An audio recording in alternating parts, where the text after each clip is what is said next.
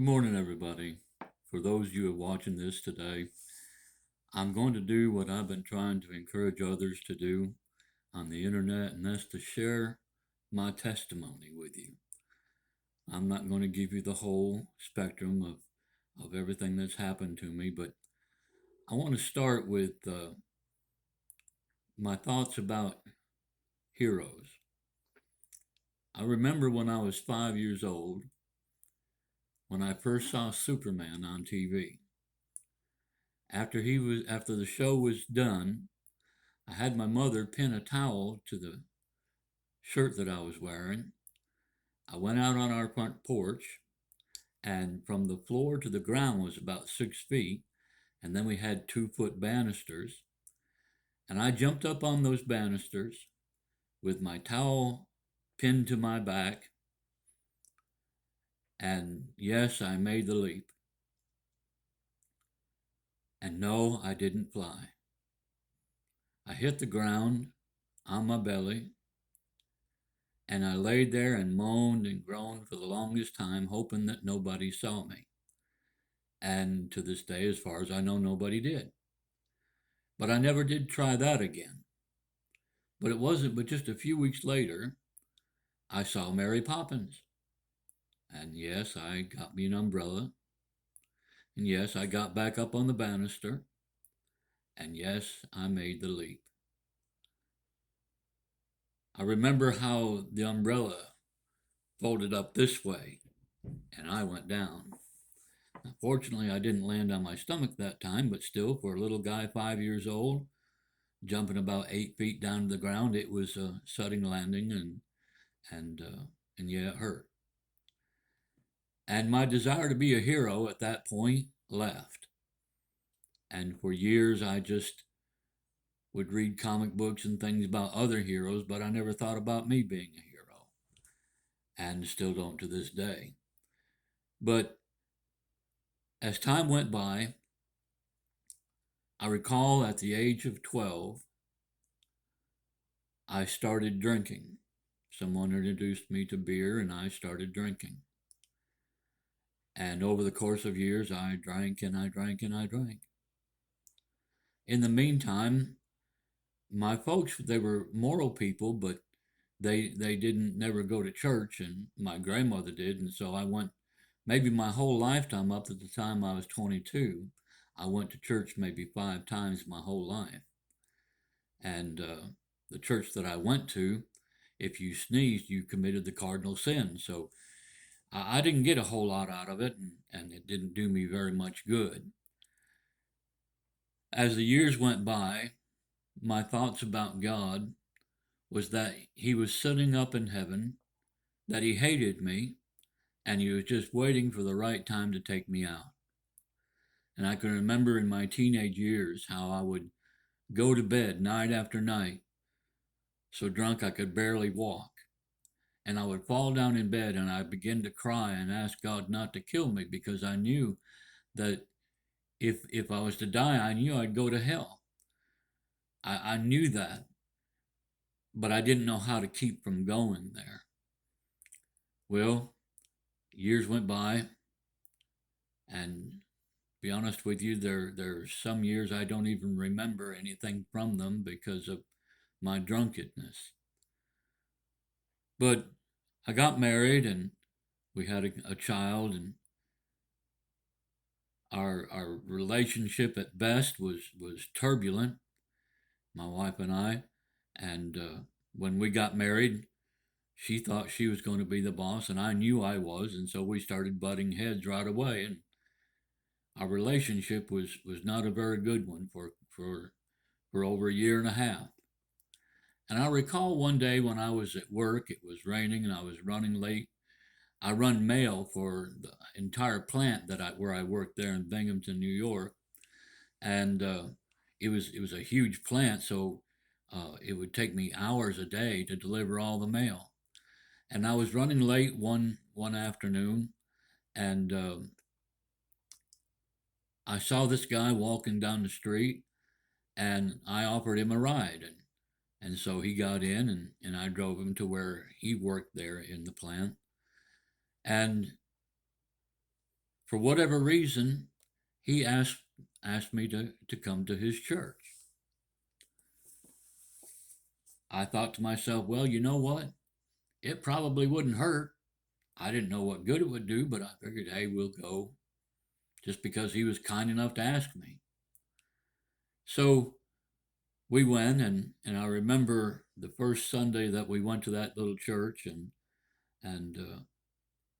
everybody greeted us like they knew us, and treated us like we were kings. And I remember these three young ladies got up and sang, and I had never heard singing like that before, and it stirred me, but it bothered me. I didn't know why. And then the preacher got up and preached, and I had never heard any preaching like that before, and it it stirred me again, but it really bothered me, and I didn't know why. And I told my wife, I said, when this service is over, we're out of here, and we ain't never coming back. And I recall we were sitting on the very back pew, and somehow even the old lady that sat up on the front pew got to the back door to greet us before we could get out. And every one of them would tell us how much they loved us and all that. And I thought to myself, you guys are crazy. You don't know me. And if you knew me, you wouldn't love me. But anyway, we went home, and I put on my shorts and turned on the football, and my wife went to go fix lunch. And next thing I knew, there was a knock at the door. Nobody ever come and visit us. And I didn't know why. Uh, excuse us. So there came a knock at the door, and I went to go see who it was. And like I said, nobody ever visited us. We lived in the big city of Binghamton, and we didn't know anybody there or anything. And I thought, who in the world could that be? So I went to the door, and there was the pastor and the associate pastor coming to thank us for coming to church that day. And I thought, you guys are out of your mind. What are you doing here? I'm trying to watch football, and you guys are here, and you're the ones that just made me feel miserable. Well, they kept visiting, and finally, a few weeks later, things had gotten to the point I'd got under such conviction, what it was, and I didn't know what to do about it. Didn't know anything about God. I didn't. I was just like somebody from Africa, whatever. I didn't know anything about God. And one morning, I got up and I made up my mind one of two things was going to happen. Either I was going to stop at that church. If I saw the pastor's car there, I was going to stop at that church and get what he called getting saved was, whatever that meant, or I was going to go on. I had to pass that church every morning going to work, and so as I got up close to the church, I saw the pastor's car, and I turned my car in there and jumped out of the car and walked in the back door, and the pastor and the associate pastor was in his office. And when I walked in, I scared the both of them. They just looked like I was there to kill them or something. Of course, they had no idea why I was there. And I just looked at them and I said, I came here this morning to get what you called getting saved. And immediately the pastor, his name was Reverend Paul Pierpoint, he began to cry. I didn't understand that because any of the men that I knew never cried. And I mean, he wasn't just a little tear here. I mean, he was sobbing, he was weeping. And I realized later it was for joy, but I didn't understand it. But finally he said, well, Gary, would you kneel down at this chair with me and pray? And I said, okay.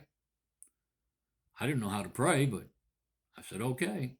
So I knelt down, and he began to cry out to the Lord and weeping and crying. And the associate pastor was there, and he was crying too. And I just knelt down there, and as they're praying, I said, Lord, I don't know how to pray, but I ask you to forgive me of all the things I've ever done, and I ask you to come into my life. Now, you got to understand, again, I knew nothing about God. I didn't know what was going to happen to me. I didn't know what it all meant to even be a real born again Christian. But At that moment, when I asked him to forgive me and come into my life, the greatest peace that I had ever known in all my life swept over me. And the presence of God, though I couldn't describe it at the time, came into that room. And I knew instantly that God had forgiven me. But not only did he forgive me, but he delivered me from alcohol. And I got up after that, and they dried their eyes and they hugged me and all that. And I said, thank you. And I knew I was different. I knew I had been changed. Normally, I wouldn't miss a day of work. But that after that experience, I had to go home and tell my wife. And so I did. And from that point on, I've done the best that I know how for the last 45 years now to serve the Lord. I made him the Lord of my life that morning. And today, he's still the Lord of my life. I thank him today for the mercy that he's shown me, for the way that he transformed me and made me into a new man. I was a totally new man from that morning on, and everybody knew it. My wife, my family, the people at work knew me. They used to come around and want me to tell dirty jokes and have cut up good time and whatever. And when they found out I got saved, they'd run from me and I'd chase them. But because I had a story to tell, Jesus saved me. I was born again that Thursday in September of 1975. And ever since then, I've done my best to serve him. And I want to tell you, it's not been an easy road, but it's been the best road. And it's good to be able to say today that I know Jesus. I don't know him as good as I'd like to know him, but I know him. I know him as my Savior. I know him as my sanctifier. I know him as my spirit baptizer. I know him as my teacher and my guide. I know him as the lover of my soul. And I know that he is soon going to be my soon coming King. I believe that Jesus is coming very soon. Now, before that happens, I believe the greatest revival that this world has ever seen is about to happen. Well, I know what's going on in Washington and I know what's going on around the world, but I'm telling you that Jesus said in the last days he would pour out his spirit upon all flesh. That's what's getting ready to happen. The greatest revival in history is about to happen. And it all started, this journey all started for me, like I said, that Thursday morning, September of 1975. I gave my life to Jesus, and he has been my Lord and my Savior all these years. I've never been sorry. I never will be sorry. And soon, as I said, he's coming. And whatever takes place between now and then, I know that he will keep me.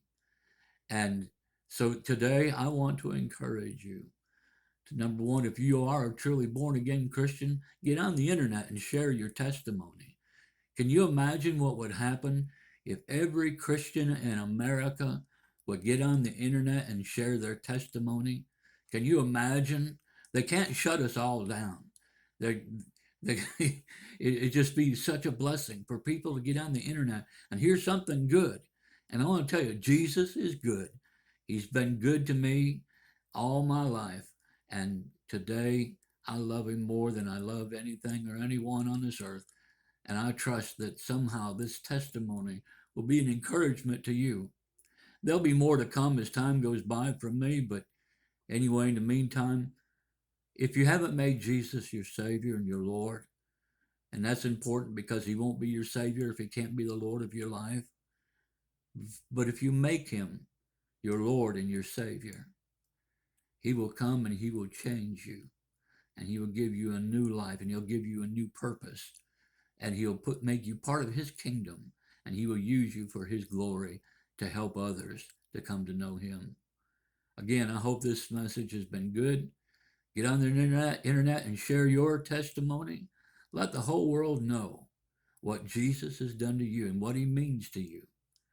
So I say thank you for listening to me. God bless, And I hope that you get to hear from me again before too long. Bye bye.